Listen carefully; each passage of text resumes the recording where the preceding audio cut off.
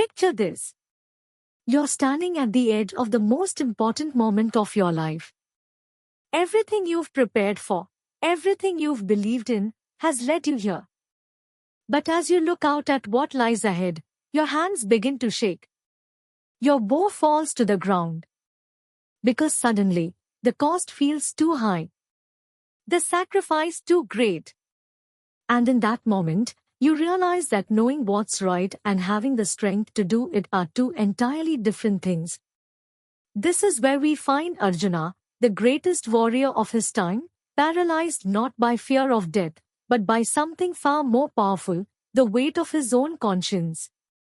And what happens next on that ancient battlefield will reveal a truth so profound, it will echo through thousands of years and land right here, right now, in your life. The Bhagavad Gita tells us that before the great war of Kurukshetra, Arjuna stood between two armies.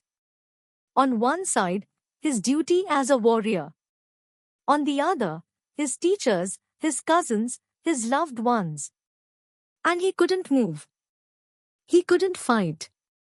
He couldn't even lift his weapon. Have you ever felt that?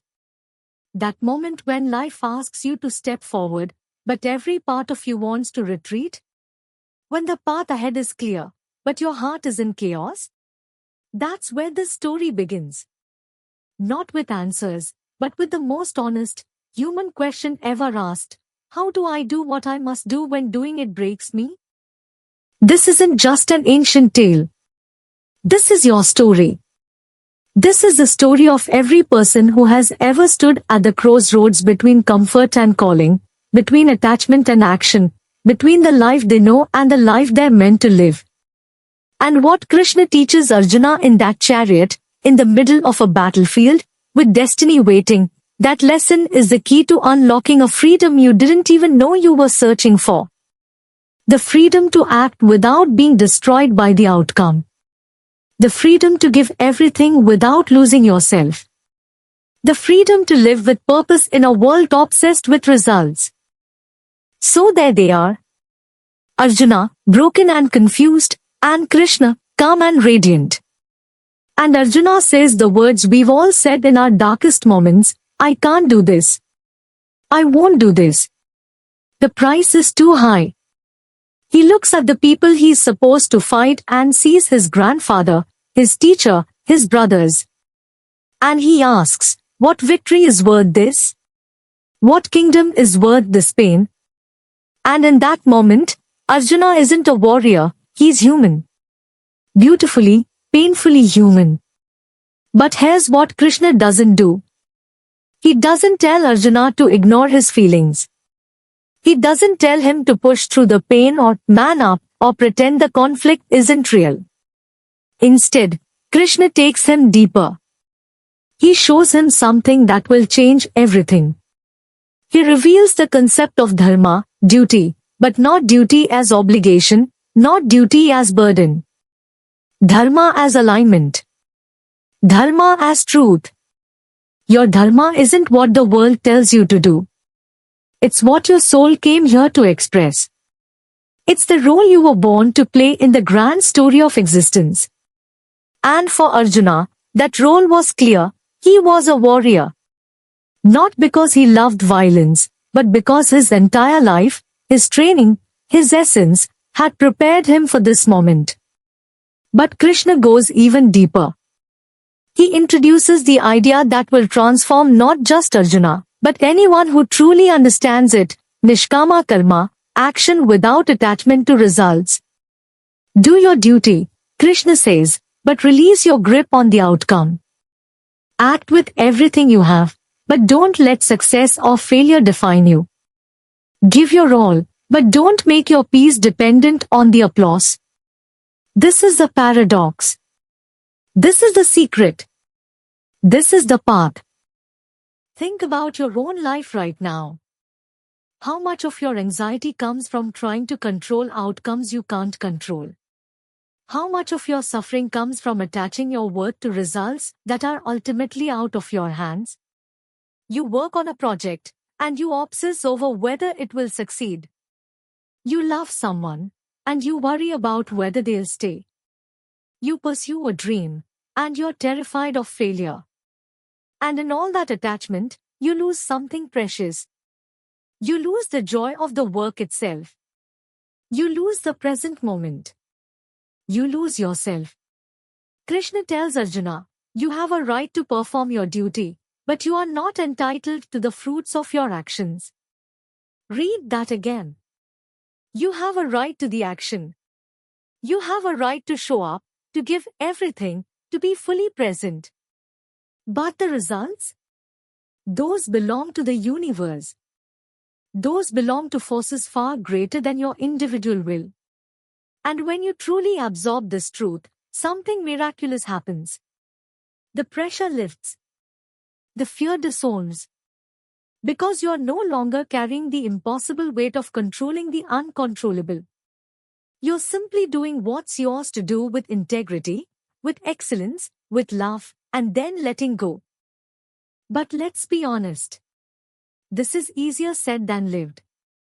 Because we live in a world that worships outcomes. We measure our worth in achievements, in likes, in paychecks, in validation. We've been conditioned to believe that our value is determined by our results. And so we cling. We attach. We make our happiness hostage to things we cannot control. And we suffer. We suffer deeply. The wisdom Krishna offers Arjuna isn't about becoming cold or detached from life. It's not about not caring. It's about caring so much that you give everything to the process, but loving yourself enough not to be destroyed by the outcome. It's about understanding that you are not your achievements. You are not your failures. You are the eternal witness, the consciousness experiencing this human journey. And when you root your identity in that unchanging essence rather than in the ever-changing external world, you become unshakable. Imagine living like that. Imagine approaching your work, your relationships, your dreams with total commitment but without the crushing weight of needing them to turn out a certain way. Imagine creating art not to be famous, but because creation is your dharma.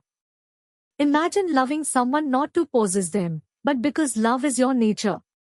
Imagine fighting your battles not because you're guaranteed to win, but because fighting for what's right is who you are. That's what Krishna is pointing to. That's the freedom he's offering.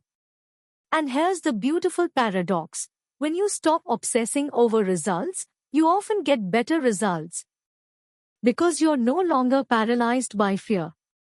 You're no longer second-guessing every move. You're flowing. You're present. You're fully alive in the action itself. And that presence, that authenticity, that wholehearted engagement, that's where mastery lives. That's where magic happens. So Arjuna hears all of this. And slowly, something shifts inside him. He begins to see that his suffering wasn't coming from the battle itself. It was coming from his attachment to a specific outcome. It was coming from his fear of loss, his fear of guilt, his fear of being seen as the villain in someone else's story. And Krishna shows him that those fears, those attachments, they're prisons.